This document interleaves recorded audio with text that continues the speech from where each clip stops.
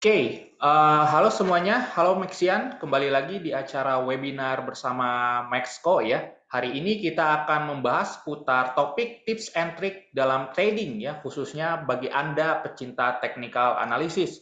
Di sini saya ditemani dengan Pananda. Halo Pananda, apa kabar? Halo, selamat siang Pak Adam. Alhamdulillah selalu sehat walafiat nih Pak Adam. Pak Adam sendiri gimana kabarnya Pak Adam? Ya, luar biasa lah, so far so good. Baik nih Pananda dan juga semua, terima kasih atas kehadirannya. Selamat datang di acara webinar kami dan kami dari PT Maxco selalu akan share mengenai webinar, mengenai tips dan trik trading seputar analisa teknikal, fundamental, kemudian bagaimana cara mengkorelasikan antara fundamental teknikal, dan tips and trik lain sebagainya seperti itu. Dan webinar kami saya informasikan itu setiap diadakan di hari Jumat pukul 2 siang. Namun, kita juga ada beberapa webinar sebenarnya di jam sehabis maghrib, namun itu nanti sebenarnya sifatnya random ya. Hanya saja untuk webinar setiap hari Jumat ini kita adakan rutin setiap seminggu sekali. Jadi bagi rekan-rekan yang ingin selalu hadir mengenai update mengenai webinar, boleh follow mengenai Instagram Maxco ataupun Instagram ataupun sosial media lainnya seperti itu.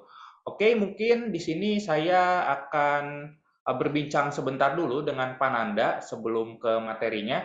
Pananda, ngomong-ngomong spill dong mengenai materi yang akan di share pada siang hari ini mengenai apa? Oke, Pak Adam. Luar biasa. Ya pada siang hari ini tentunya kita akan membahas materi-materi yang sederhana ya Pak Adam. Ya, karena kita tahu bahwa teman-teman di sini kan maunya kan belajar sambil have fun. Jadi bisa menerima materi juga dengan lancar seperti itu ya. Jadi mungkin materi pada siang hari ini tidak terlalu berat, yaitu kita tahu bahwa dalam menganalisa pasar ataupun menganalisa aset investasi itu kan ada dua teknik ya. Yang pertama ada analisa fundamental dan yang kedua ada analisa teknikal. Nah, tentu dari masing-masing analisa tersebut kan ada kelebihan dan kekurangannya nih. Nah, pada siang hari ini tuh kita akan membahas tentang bagaimana sih cara mengatasi kelemahan dari salah satu analisa, yaitu adalah analisa teknikal nih pada siang hari ini Pak Adam. Begitu. Oke, sebenarnya nih untuk analisa teknikal itu sendiri, poin yang paling penting tuh apa ya yang dikuasai trader paling dasar terlebih dahulu, Pak Nanda? Oke, sebenarnya analisa teknikal itu luas ya. Ada analisa teknikal juga dibagi jadi dua ya. Yang pertama ada secara dari point of view masing-masing trader yang biasa disebut dengan analisa subjektif, dan juga ada yang menggunakan indikator dari suatu platform ya. Atau biasa digunakan tuh kayak TradingView ya, kayak AMI Broker, banyak ya platform-platform untuk technical analysis.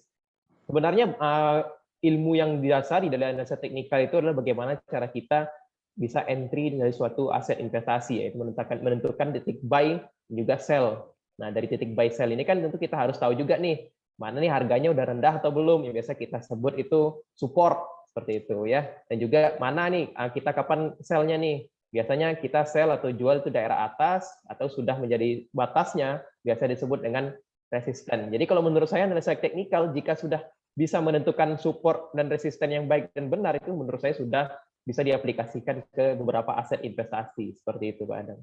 Oke, jadi hal yang paling dasar dari analisa teknikal adalah support resisten ya, seperti Ya, itu yang harus dikuasai terlebih dahulu. Oke, mungkin nanti kita akan bahas bersama ya kelemahan teknikal analisis dari sisi menganalisa berdasarkan support resisten. Terkadang kenapa sih support ini bisa dijebol? Kenapa kok support ini bisa bertahan? Nanti kita akan bahas ya. Nanti misalkan bagi kalian yang di tengah-tengah nih, misalkan Pananda sedang menjelaskan, tersirat ada pertanyaan, boleh langsung ditanyakan di kolom komentar saja ya, di kolom chat, sorry, bukan komentar ya. Jadi selama webinar ini berlangsung, barangkali ada yang mau bertanya, boleh silahkan, tidak usah sampai akhir. Barangkali ada yang mau ngasih info, saran juga atau tambahan, sangat welcome ya. Karena kita di sini sebenarnya lebih ke arah sharing dan juga ngobrol santai ya. Jadi tidak mengenai melulu soal pembahasan webinar yang serius. Jadi kita anggap saja ngobrol santai ya atau sersan di sini ya. Seperti itu. Baik, karena waktunya sudah menunjukkan jam 2 lebih untuk webinar pada pembahasan mengenai kelemahan teknikal ini. Bisa dimulai saja Pak Nanda. Oke, terima kasih atas waktunya Pak Adam. Oke, mungkin sebelum saya mulai ya, karena saya depend on my past ya, ataupun masa lalu ya. Kalau ingin belajar itu pasti nggak mau langsung mulai kan. Pasti langsung, ayo anak-anak buka buku ini, halaman ini ya. Pasti para siswa yang mendengar pasti kaget kan, langsung kurang gitu. Jadi saya sapa dulu nih. Ya, selamat siang semuanya. Ya, terima kasih ya saya ucapkan kepada teman-teman yang sudah mau menyempatkan dirinya nih ya, meluangkan waktunya untuk bisa hadir pada webinar pada siang hari ini ya. Kita di sini ya sama-sama belajar. Saya di sini juga dikasih kesempatan untuk ngomong, ya mungkin di lain waktu teman-teman dari yang hadir di sini bisa di posisi saya saat ini ya. Begitu. Jadi mungkin sebelum kita memulai materi ya, saya sapa-sapa dulu pada siang hari ini. Itu ada Bu Yuli, ada Pak Yandra nih, ada Pak Yubi ya, ada beberapa dan lain sebagainya ya. Oke, mungkin dari teman-teman sudah siap nggak nih menerima materi pada siang hari ini nih? Udah disiapin makanan, mungkin minuman, ya. Jangan sampai ketika mendengar itu ke-distract dengan hal-hal yang lain ya. Kalau bisa cari ruangan yang sunyi ya, yang nyaman, posisi duduk yang nyaman, tentu jaringan juga yang bagus penggunaannya seperti itu ya. Oke, saya ya mulai untuk masuki materi ya pada siang hari ini. Saya izin share screen terlebih dahulu. Oke ya. Seperti yang sudah di-mention Pak Adam tadi, bahwa materi pada siang hari ini itu saya akan membahas tentang bagaimana sih ya kita cara mengatasi kelemahan dari analisa teknikal ya, seperti itu. Bagaimana cara menganalisa kelemahan dari analisa teknikal ini, seperti itu. Yang kita ketahui bahwa kalau kita ingin tahu kelemahan dari suatu analisa, itu kita harus terlebih dahulu kenal ya, kita harus terlebih dahulu kenal terhadap analisa tersebut ya. Bentar, ini saya geser dulu nih. Oke, jadi sebelum kita mengatasi kelemahan, kita harus tahu dulu nih, kayak kita misalnya nih punya lawan nih atau punya saingan ya, kita misalnya lomba ya, kita harus menganalisa dulu lawan kita harus kenal dulu lawan kita, baru kita bisa tahu kelemahannya apa ya. Sama seperti analisa teknikal, kalau teman-teman di sini yang hadir pada siang hari ini tidak tahu apa itu analisa teknikal, ya tidak akan bisa mengatasi kelemahannya. Jadi adapun slide pertama yang harus teman-teman tahu yaitu adalah apa sih itu analisa teknikal ya.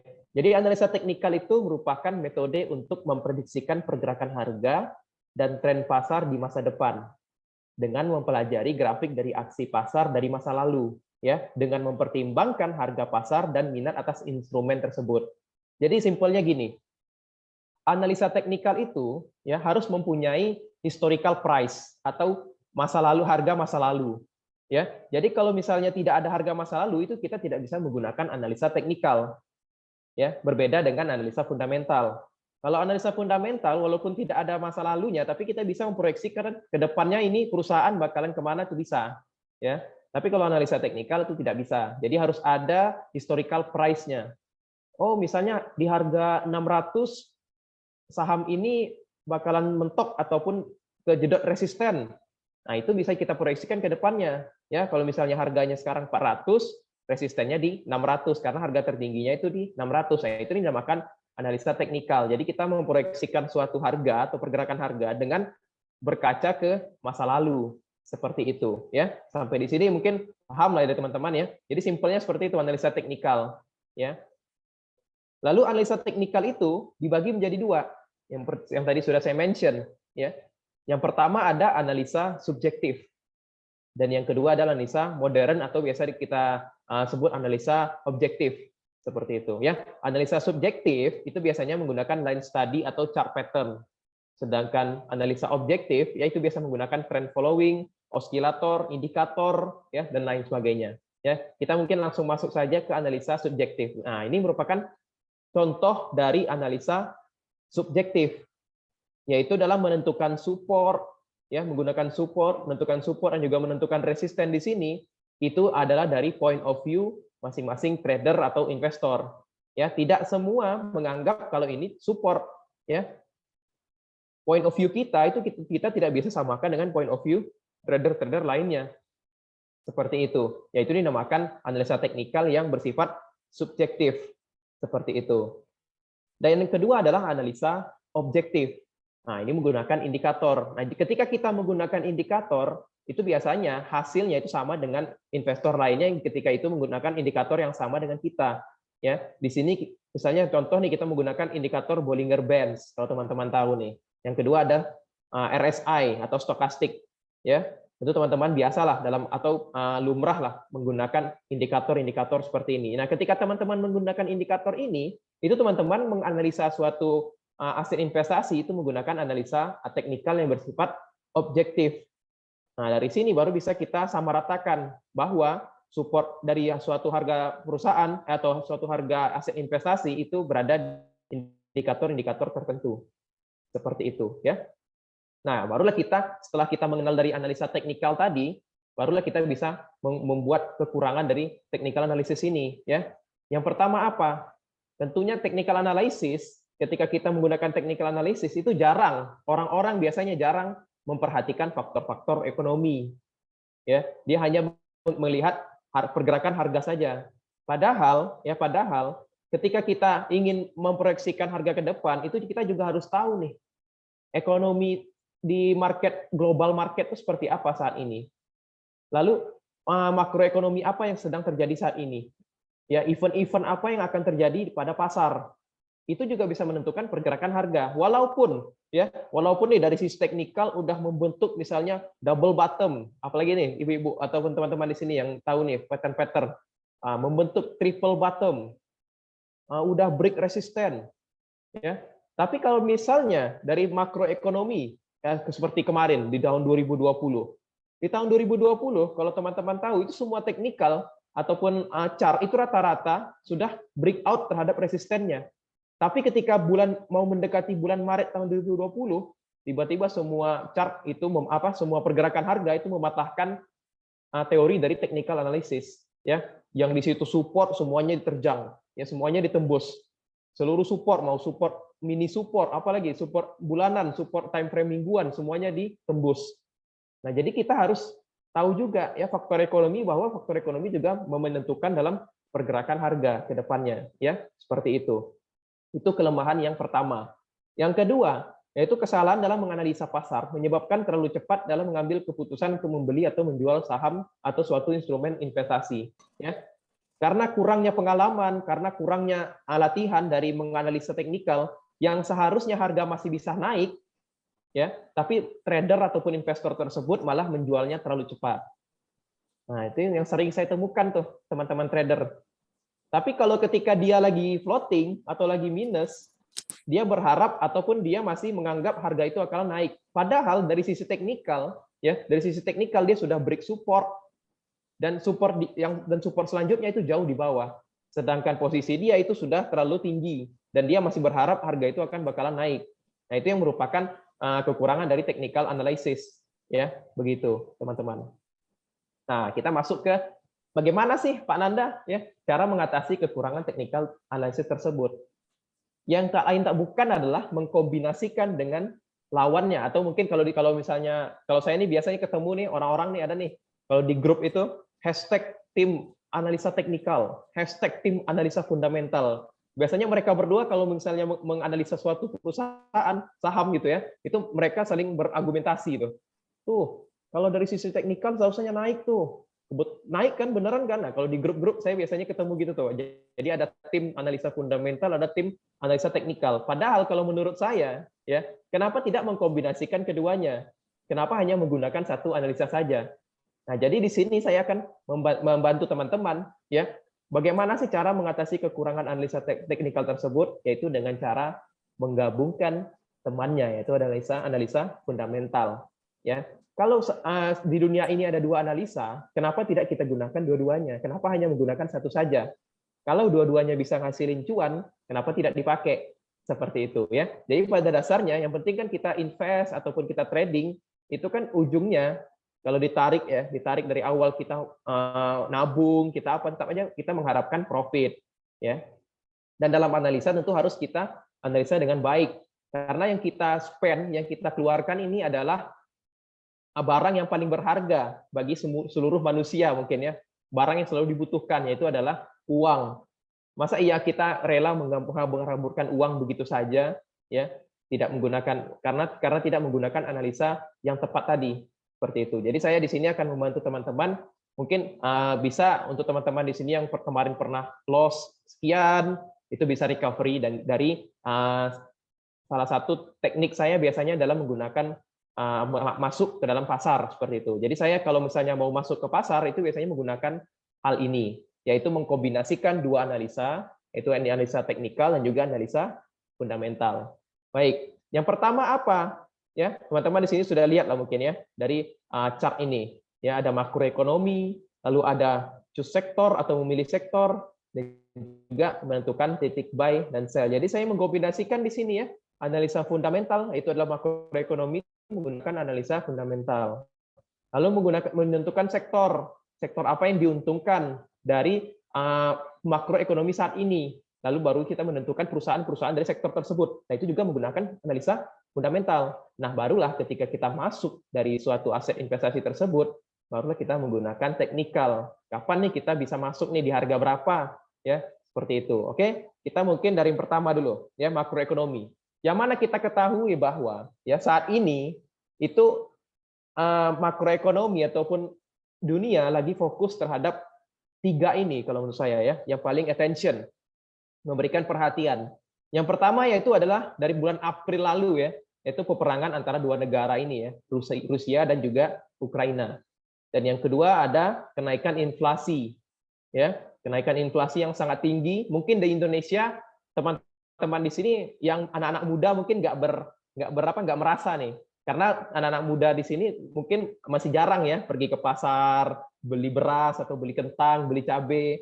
Padahal kalau teman-teman iseng coba aja tanya-tanya ke orang tua teman-teman nih, Bu atau Mama, harga cabai naik atau turun ya sekarang ya? Pasti rata-rata ngomongnya naik. Ya, kalau teman-teman tahu juga nih berita terbaru dari PT Indofood yang bakalan menaikkan harga Indomie dari 3 kali lipat ya, dari 2.000 ke 6.000. Nah, ini pasti teman-teman merasa lah kan. Nah, itulah dari akibat dari inflasi. Jadi spend money ataupun demand di suatu negara tersebut itu naik signifikan. Karena apa? Karena sebelumnya kita kan mengalami pandemi. Dan di pandemi itu kita kalau di Indonesia kan ada PSBB ya, apalagi diganti namanya tuh PPKM ya, PPKM level 1, PPKM level 2, itu yang menyebabkan demand ataupun spend money dari masyarakat Indonesia itu berkurang. Nah, sekarang di tahun 2022 ini setelah kita vaksin kedua dan juga sekarang udah diwajibkan untuk booster, itu meningkatkan demand ataupun melepaskan dari pemerintah itu sudah membebaskan dari persebaran dari manusia ataupun warga negara Indonesia saat ini. Itu yang menyebabkan warga Indonesia itu dalam sifatnya akan revenge atau balas dendam. Oh, ini saatnya nih, aku mau belanja ini, aku mau pergi ke sini, mau pergi ke sana. Kalau teman-teman sadar, ya, teman-teman yang mungkin sering liburan sebulan sekali, itu pasti merasakan nih, tiket pesawat mulai mahal, ya. Saya saja yang biasanya kan saya asal dari Pekanbaru nih. Saya biasanya dari Jakarta Pekanbaru itu tiket paling mahal ya, paling mahal itu di harga 800 hingga 900. Sekarang ini tiket Jakarta Pekanbaru itu paling murahnya saja udah 1.100.000. Nah, itu dari merek Lion. Nah, biasanya itu 800 sudah bisa balik ke Pekanbaru. Sekarang harus menambah uang sebesar 300.000 jadi 1.100.000. Nah, itu dampak dari inflasi, teman-teman. Jadi teman-teman di sini investor ataupun trader harus melek ataupun harus peka terhadap apa yang terjadi di market saat ini, seperti itu, ataupun di dunia saat ini. Karena itu bisa membuat opportunity untuk kita ya bisa mendapatkan cuan seperti itu. Dan yang ketiga tentunya harga minyak. Nah, ini yang merupakan salah satu faktor tertinggi menurut saya ataupun faktor terbesar kenapa inflasi ini terjadi. Ya, yang mana kita ketahui beberapa bulan yang lalu itu harga oil sempat menyentuh di angka di atas $100 per barrel. Ya, itu yang menyebabkan angka inflasi di Amerika itu tertinggi semenjak 41 tahun terakhir, yaitu adalah di angka 9,1%. Itu luar biasa, teman-teman. Sedangkan kita di Indonesia itu angka inflasi kita hanya 4%. Yang mana seharusnya di negara maju itu angka inflasi yang termanageable atau yang terstandar lah seperti itu hanya di angka 1 hingga 2% per tahunnya, seperti itu. ya. Jadi memang kenaikan harga minyak itu membuat inflasi di Amerika itu naik signifikan. Namun pada beberapa minggu ini itu oil mengalami kelemahan, ya. Karena apa? Karena dari sisi OPEC itu akan menambah supply dari minyak, dan bisa terlihat dari kalau teman-teman trading yang di oil nih, ya, harga oil kan sekarang di angka $92 per barrel seperti itu. Ya, jadi dari makroekonomi itu investor ataupun trader ataupun masyarakat sekarang attention-nya ataupun perhatiannya sedang berada di 3 aspek ini, ya, inflasi, harga minyak, dan juga peperangan Rusia dan Ukraina. Nah, kita masuk ke sektor apa yang diuntungkan, karena kita sebagai investor tentu harus bisa nih mencari pundi-pundi, kalau kata orang-orang nih, mencari kesempatan dalam kesempitan. Nah, sektor apa yang diuntungkan sih dari beberapa masalah yang ada saat ini? Tentu, ketika inflasi naik, ya, ketika inflasi naik, obatnya ataupun cara mengatasinya adalah menaikkan suku bunga. Nah, ketika suku bunga dinaikkan, tentu perusahaan ataupun sektor yang diuntungkan adalah sektor perbankan atau finance. Karena apa? Karena biasanya orang-orang menghutang bunganya itu sekitar 1%, 2%. Tapi di tahun ini, di Amerika sana itu diproyeksikan hingga akhir tahun, itu bunga akan naik hingga 3,5 sampai 4%. Itu akan menambah income ataupun net income terhadap sektor finance ataupun bank, perbankan. Nah, inilah kita yang dinamakan analisa fundamental, teman-teman. Ya, dari masalah ini, berita ini, langsung kita hubungkan ke sektor mana yang diuntungkan nih dari berita-berita tersebut. Nah, yang pertama dari inflasi itu yang diuntungkan adalah perbankan. Yang kedua, kenaikan oil tentu dapat menumbuhkan revenue ataupun net income dari perusahaan-perusahaan energi, ya.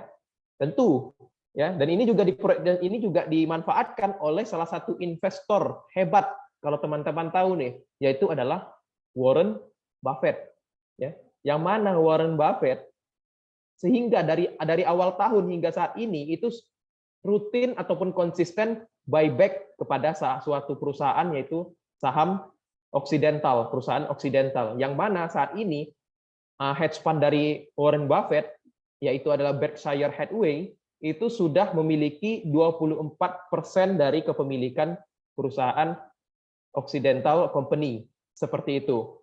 Nah, itu merupakan salah satu kesempatan untuk kita bisa mengikuti jejak Warren Buffett tersebut, ya. Karena apa? Karena dia yang pertama, dia mempunyai pengalaman lah jauh di antara kita. Dia, kalau teman-teman tidak tahu, umur Warren Buffett itu sekarang sudah di angka 90-an ke atas, ya, 92, 93 gitu, saya agak-agak lupa, ya. Tentu dia mempunyai pengalaman yang kita tidak pernah alamin, ya. Contoh, teman-teman di sini mungkin belum pernah mengalami krisis moneter di tahun 98, dan dia sudah pernah mengalami, ya. Atau mungkin teman-teman udah ngalamin tapi belum masuk ke pasar, tapi dia sudah masuk ke pasar. Di tahun 2008, teman-teman di sini udah yang masuk ke pasar belum nih? Nah, sedangkan dia udah ngalamin. Samalah saat ini ketika krisis tahun 2020 hingga 2022 ini, dia sudah tahu proyeksi ke depannya apa yang bakalan mendapatkan keuntungan bagi dirinya, dan dari awal tahun hingga saat ini itu dia rutin membeli salah satu perusahaan energi, yaitu Occidental. Jadi kita bisa manfaatkan nih untuk bisa kita mencari opportunity, ya. Kalau di produk Maxco, ya, produk kita Maxco itu ada suatu perusahaan namanya XOM atau Occidental lagi, atau Exxon Mobil Corporation, seperti itu, ya. Itu adalah perusahaan XOM, salah satu perusahaan energi terbesar juga di Amerika, ya, di antara Chevron, Occidental, ya, dan lain sebagainya. Jadi itu bisa kita manfaatkan nih untuk mengambil pundi-pundi cuan di perusahaan tersebut. Dan yang ketiga, ya, yang mana perusahaan energi dalam mengantarkan minyaknya ataupun batu bara yang dibutuhkan oleh masyarakat dunia saat ini, tentu membutuhkan kapal untuk mengantarnya. Dan itu yang diuntungkan adalah perusahaan transportasi dan logistik tentunya, ya. Yang teman-teman tahu bahwa, ya, untuk mengantarkan minyak tersebut, demand tersebut, supply tersebut, ya, kepada konsumennya itu membutuhkan alat ataupun alat transportasi, dan perusahaan transportasi dan logistik itu juga mendapatkan dampak positif terhadap makroekonomi saat ini, ya. Nah, dari memilih sektor ini barulah kita memilih perusahaannya. Perusahaan mana sih yang bagus dari sektor-sektor bertiga ini. Nah, teman-teman bisa menggunakan yang namanya itu adalah analisa fundamental. Yang pertama membaca laporan keuangannya, lalu membandingkan antara saham antara perusahaan A, perusahaan B itu yang lagi murah yang mana, itu bisa menggunakan return on equity atau price to book value atau price earning ratio, ya. Seperti itu. Oke? Nah, jadi barulah kita setelah kita menentukan perusahaan tersebut, barulah kita menentukan titik buy dan juga sell. Yang pertama tentunya kita harus melihat chart perusahaan dan aset investasi terlebih dahulu, dan yang kedua tentukan dulu nih, ya, teman-teman di sini itu mau invest, mau swing atau scalping, ya. Kalau mau scalping itu biasanya menggunakan time frame. Kalau saya pribadi itu biasa menggunakan time frame 30 menit sampai 2 jam. Ya, kalau mau scalping, ya. Kalau mau swing itu biasanya saya menggunakan time frame daily, ya, daily atau weekly lah. Nah, terakhir baru kalau misalnya kita investasi baru menggunakan chart monthly atau weekly atau monthly seperti itu, ya. Karena kita juga akan memproyeksikan bagaimana ke depannya beberapa minggu atau beberapa bulan ke depan nih perusahaan mau kemana nih arahnya, ya. Tapi kalau misalnya scalping itu biasanya saya menggunakan time frame 30 menit hingga 2 jam dalam melihat chart seperti itu. Barulah kita setelah kita menentukan time frame, setelah kita menentukan kita mau scalping, kita mau swing atau kita mau investasi, barulah kita menentukan titik buy atau sell-nya. Seperti itu, ya. Nah, itulah merupakan cara kita mengatasi kelemahan dari technical analysis, ya, dengan cara apa? Dengan cara menggunakan fundamental analysis, ya, seperti itu, ya. Dari awal kita pembahasan tadi bahwa sebelum kita masuk ke dalam chart, sebelum kita masuk ke dalam pergerakan harga, kita harus tahu terlebih dahulu apa yang terjadi di market saat ini atau apa yang terjadi di dunia saat ini. Karena apa? Ya, walaupun chartnya itu sudah low risk nih contohnya, ya, sudah di bottoming banget nih. Tapi kalau tidak ada perhatian dari dunia atau tidak ada perhatian dari investor, itu pergerakan harganya ya bakalan flat terus, bakalan lurus saja kayak datar aja seperti itu. Tapi ketika dia mendapatkan traksi penguatan dikarenakan dapat attention dari investor atau trader, itu bisa menggerakkan harga, ya. Menggerakkan harga di sini bukan berarti naik terus, teman-teman, ya. Menggerakkan harga di sini itu bisa naik, bisa turun, tapi kita sebagai trader itulah di saat itulah kita bermain atau di saat itulah kita berdagang. Volatilitas itulah membuat kita bisa mendapatkan keuntungan. Kalau dibandingkan ataupun kalau dimisalkan seperti peselancar nih teman-teman, ya. Trader itu seperti peselancar.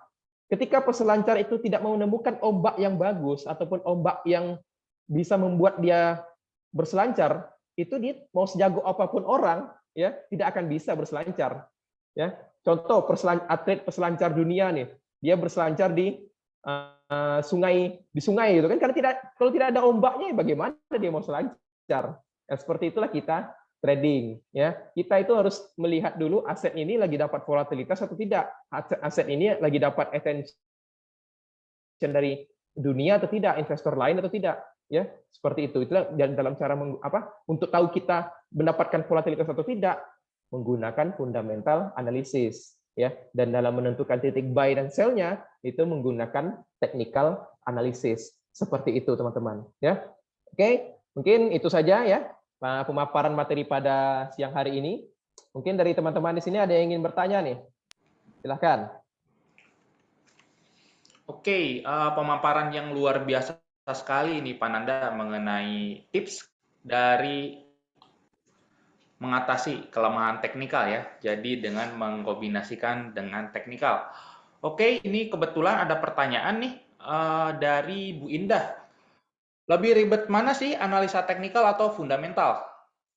Oke, luar biasa. Menarik. Pertanyaan yang bagus dari Bu Indah, ya, Pak Adam, ya. Betul, betul, betul. Oke. Dari bagaimana apa sih yang lebih sulit mana? Analisa teknikal atau analisa fundamental? Kalau saya pribadi, ya, itu awal-awal saya lebih sulit analisa fundamental, ya.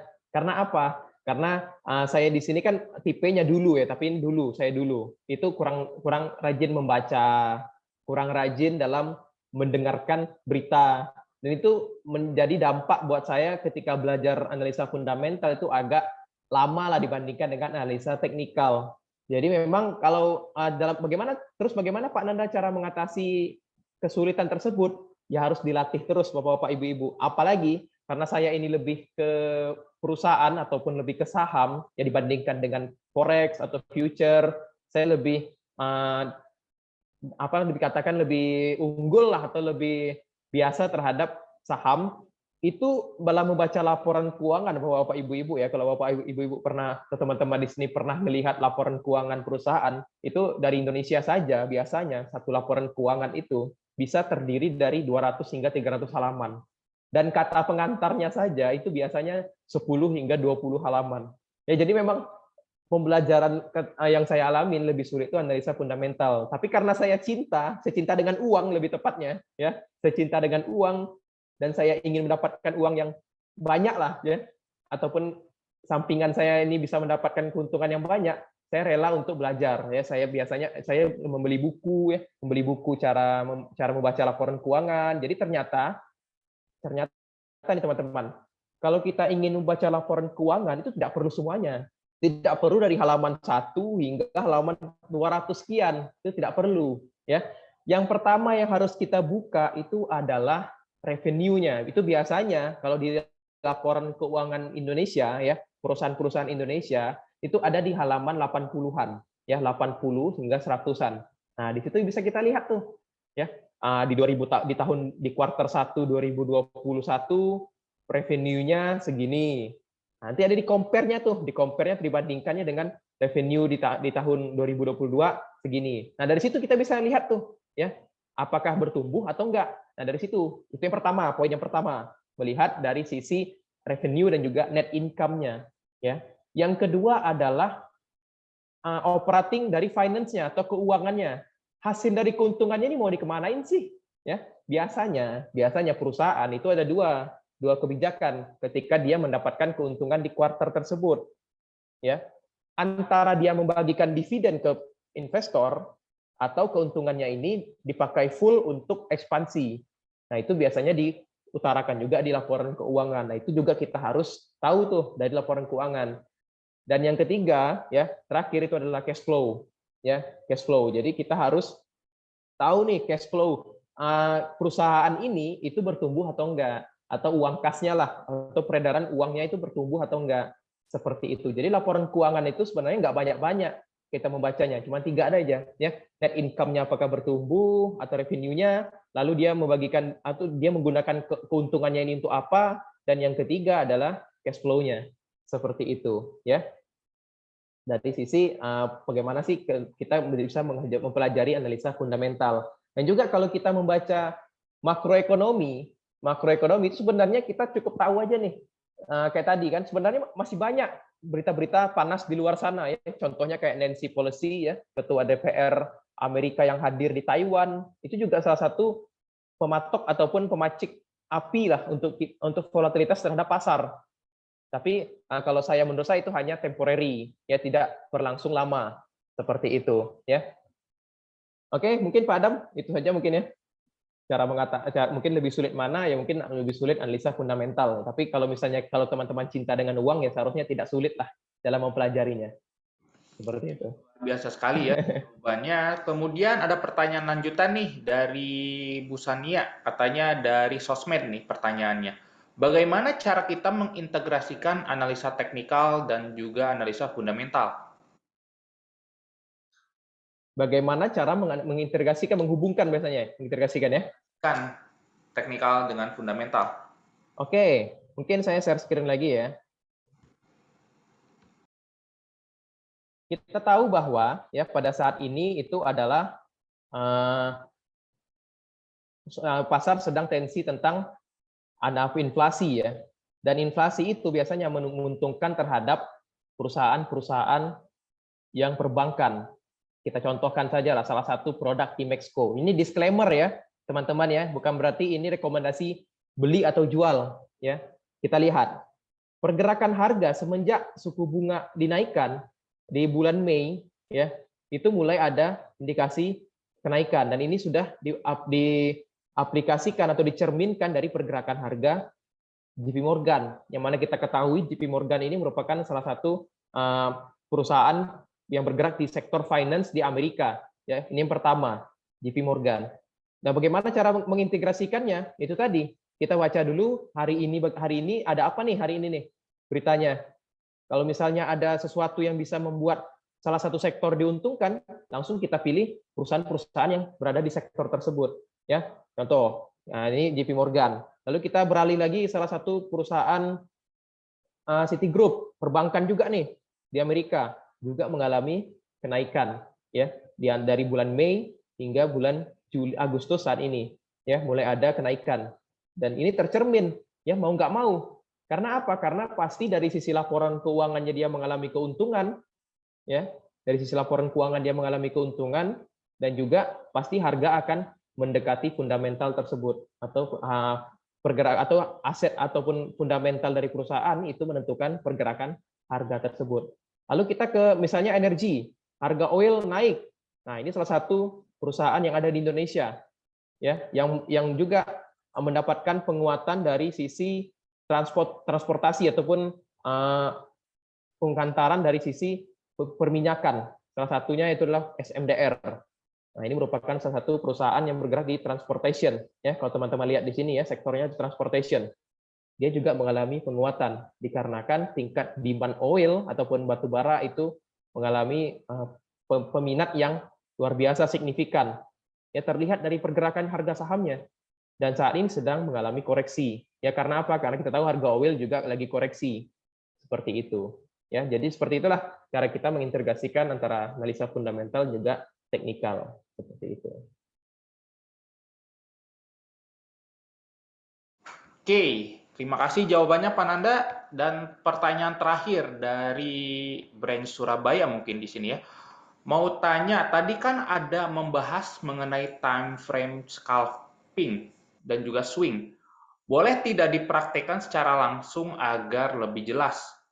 Oke, langsung dipraktekkan ya. Tapi ingat, ini disclaimer ya. Jangan diikutin nih pair-pairnya nih. Karena keputusan investasi ada di teman-teman semua. Ya, kalau misalnya rugi itu jangan salahkan saya, oke? Kita contohkan dari satu pair yang salah satu yang merupakan pair terfavorit lah dari investor ataupun trader nih, yaitu ada XAU.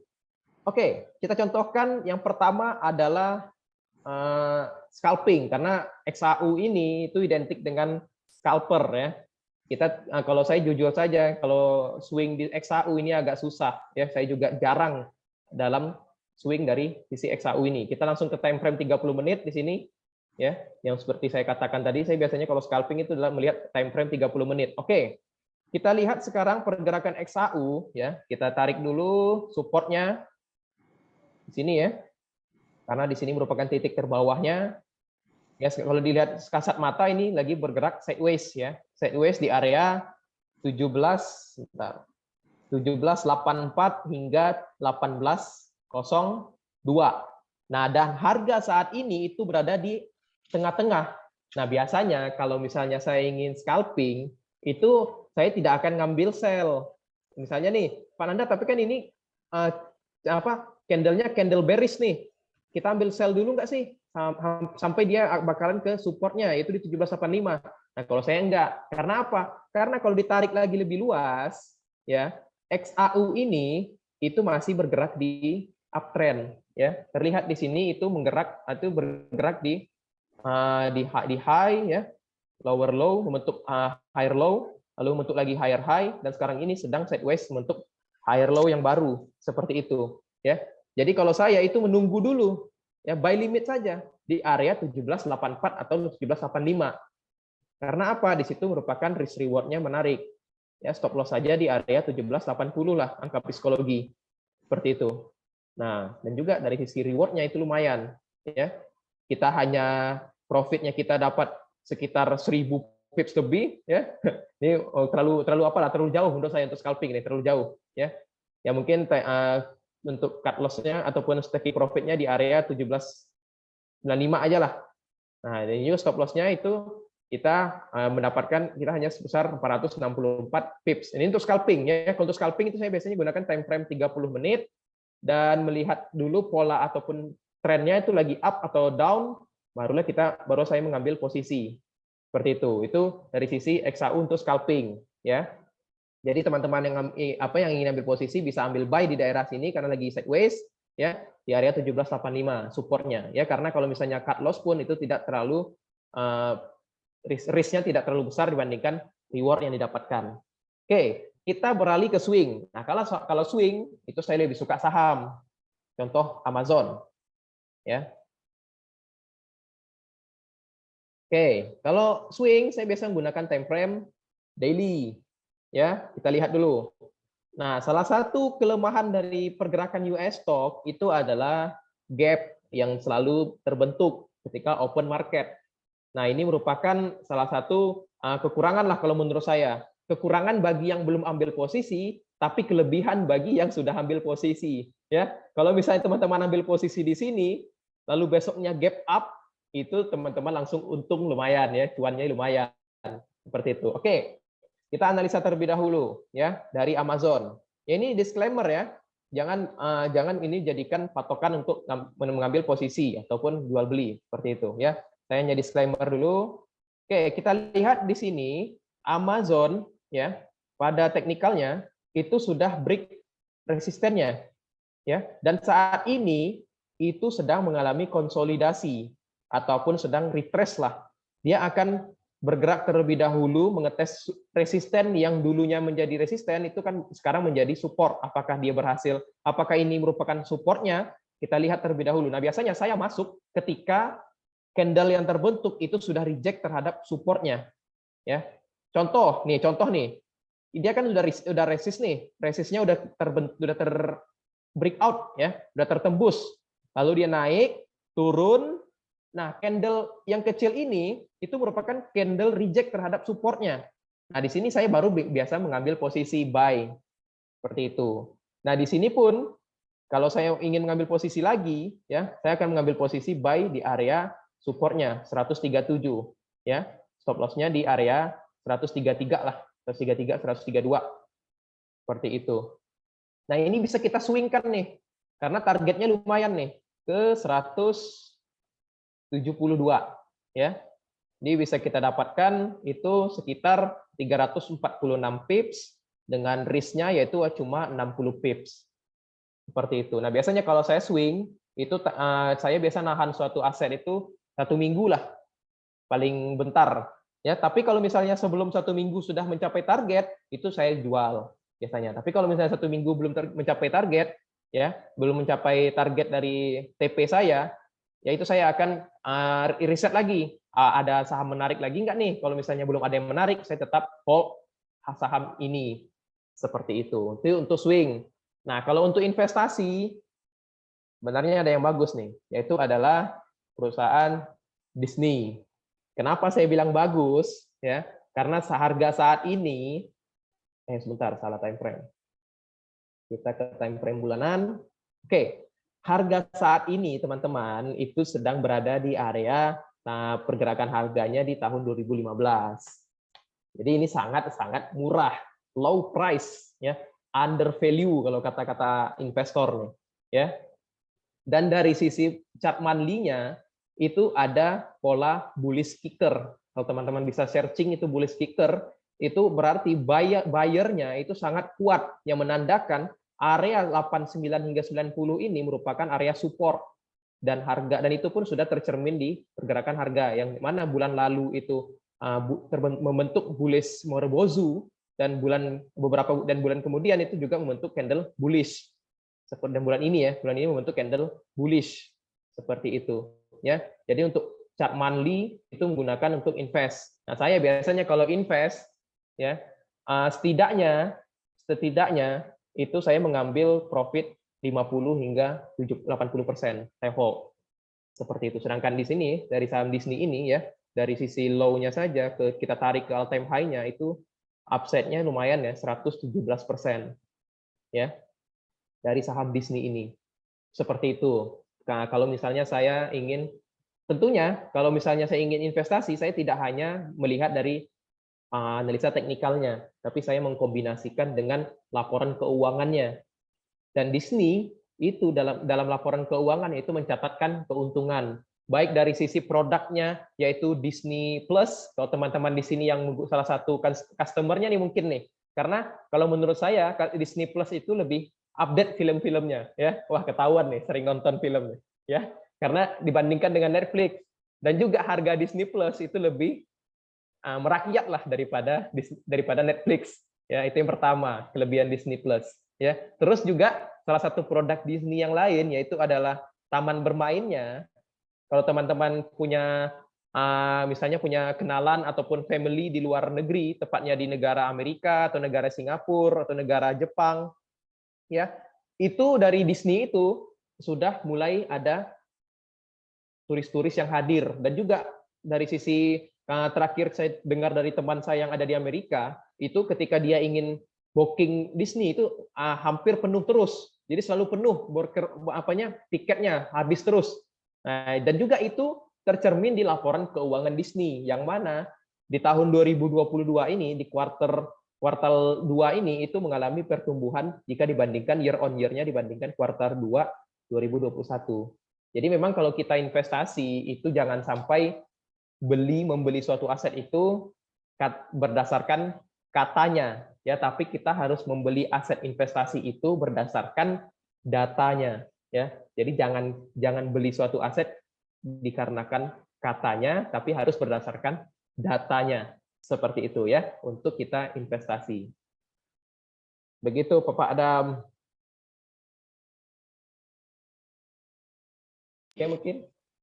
Luar biasa ya jawabannya, mungkin sudah cukup jelas ya dicontohkan swing dan juga scalpingnya seperti apa. Kemudian ini nih mungkin pertanyaan mewakili pemula.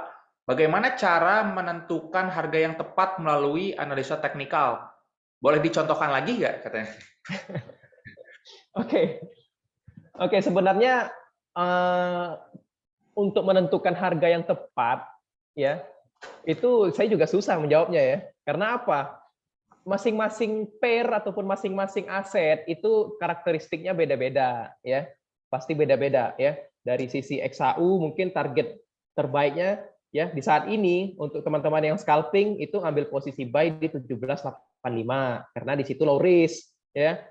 Nah, contoh lagi, misalnya kita beralih ke perusahaan saham, ya, yaitu Disney tadi. Disney tadi sebenarnya perusahaan untuk harga entry yang bagus itu di area psikologinya, yaitu di area 100. Tapi kan harga sekarang 120 nih.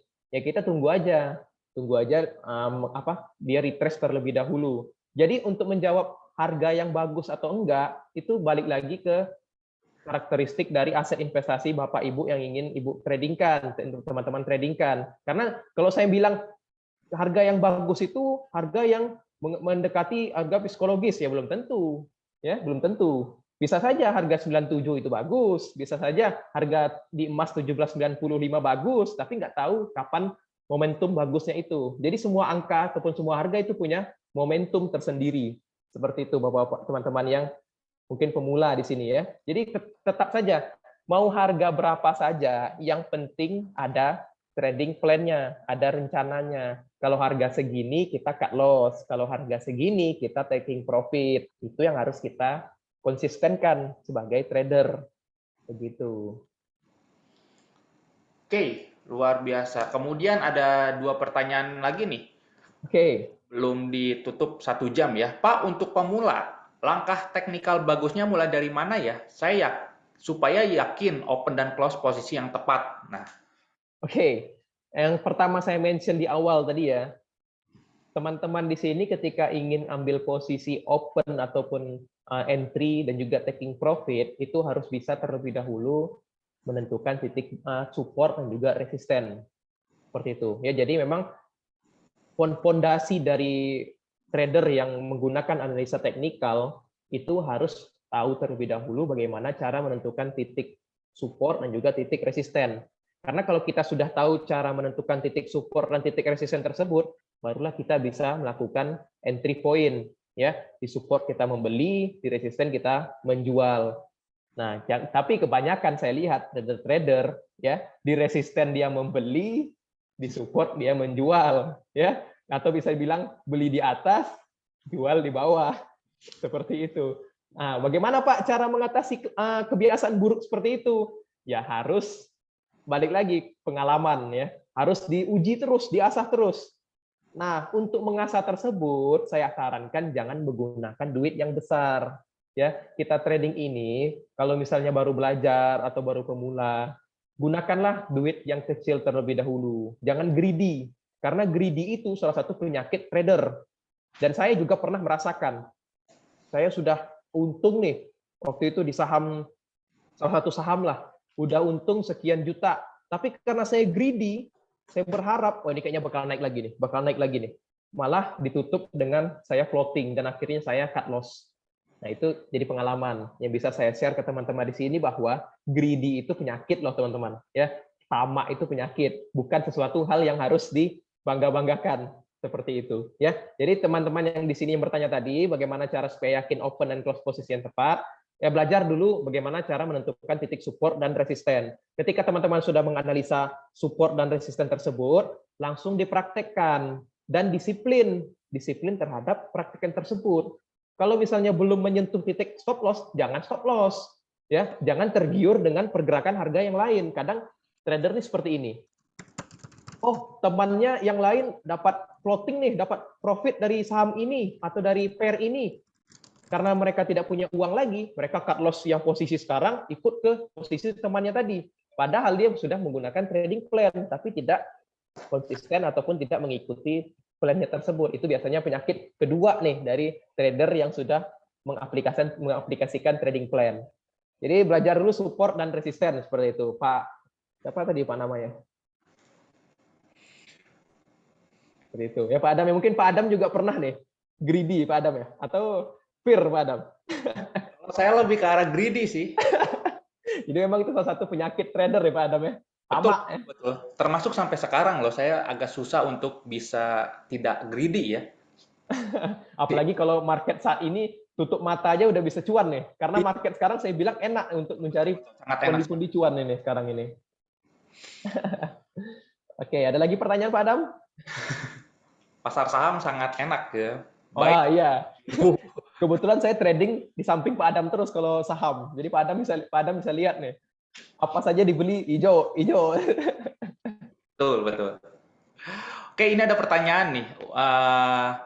Untuk swing itu bisa di mata uang, kemudian ada pertanyaan lanjutan lagi, Pak, sebagai pemula, analisa teknikal dengan indikator yang paling mudah dipahami apa ya?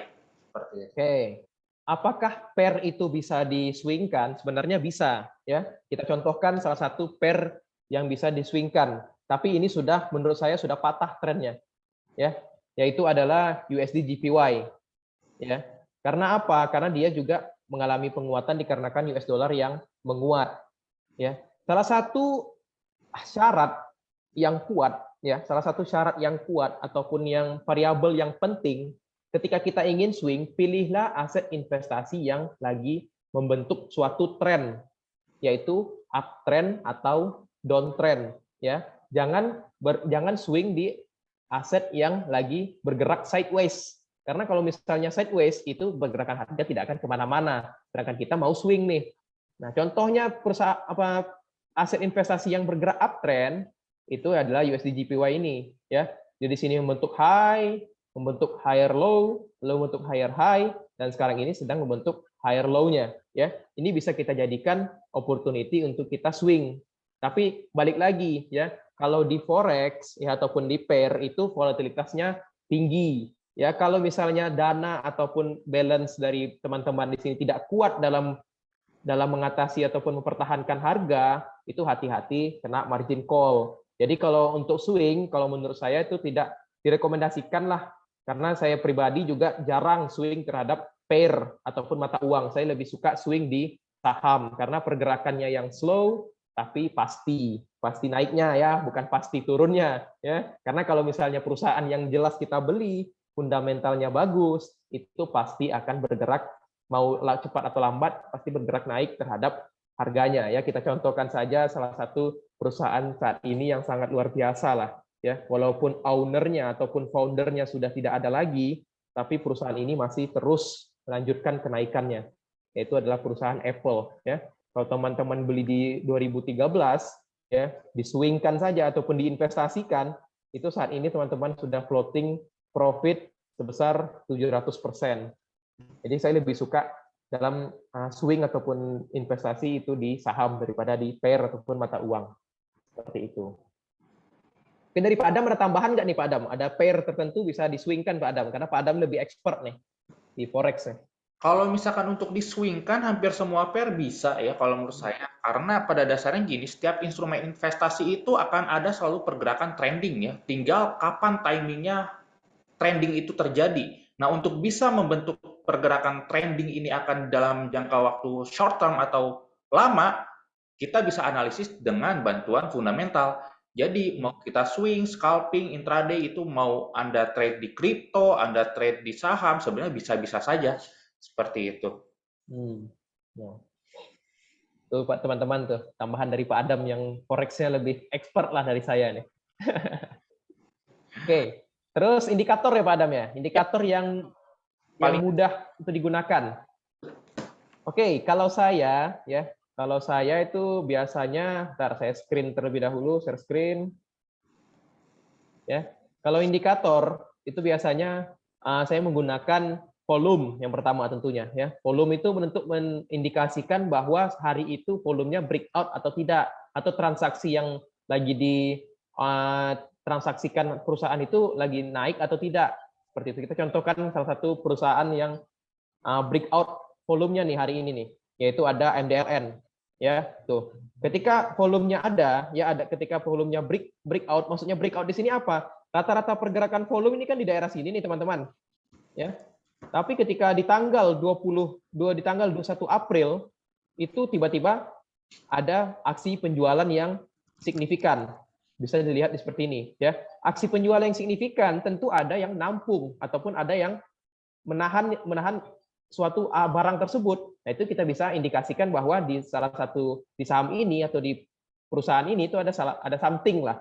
Mau dia mau bergerak naik atau bergerak turun. Seperti itu. Yang pertama itu volume, ya indikator yang saya biasa gunakan. Ini menurut saya mudah lah dalam menganalisanya. Yang kedua yaitu biasanya saya menggunakan exponential moving average, ya. Itu saya menggunakan time frame 21. 21 ini maksudnya 21 hari ke belakang. Ya, pergerakan harga rata-rata 21 hari ke belakang. Dan yang kedua ada exponential moving average 90, ya time frame-nya 90 hari ke belakang. Nah, biasanya ketika baris hijau di sini atau EMA 21-nya, di bawah EMA 90-nya itu pergerakan harga bisa dibilang masih downtrend. Ya, masih downtrend. Tapi ketika garis hijau ini di atas garis biru, itu bisa dikatakan aset tersebut sudah bergerak uptrend. Kita contohkan ke ini deh. Nah, di sini seperti ini ya. Ketika garis hijaunya itu sudah naik di atas garis biru, itu biasanya suatu harga perusahaan tersebut itu bergerak uptrend. Jadi saya biasa menggunakan indikator ini, dan pemula menurut saya juga mudahlah dalam menganalisa suatu pergerakan aset investasi menggunakan indikator ini. Seperti itu. Kita menggunakan moving average saja dan juga volume. baik nih, kebetulan ya ramai sekali. Dan saya lihat tidak ada yang bertanya lagi. Dan kebetulan waktunya sudah hampir 1 jam. Terima kasih rekan-rekan yang sudah hadir. Kembali lagi saya ingatkan bahwa kita setiap minggu akan ada webinar ya di jam 2 siang. Jadi stay tune saja. Kita akan share mengenai tips dan trik trading khususnya bagi Anda yang ingin menambah pengetahuan seputar trading tentunya. Oke, baik. Untuk webinar pada siang hari ini kami cukupkan. Terima kasih atas kehadirannya. Selamat siang semua. Selamat siang. Terima kasih Pak Adam. Terima kasih teman-teman semua. Semoga bermanfaat ya ilmunya ya.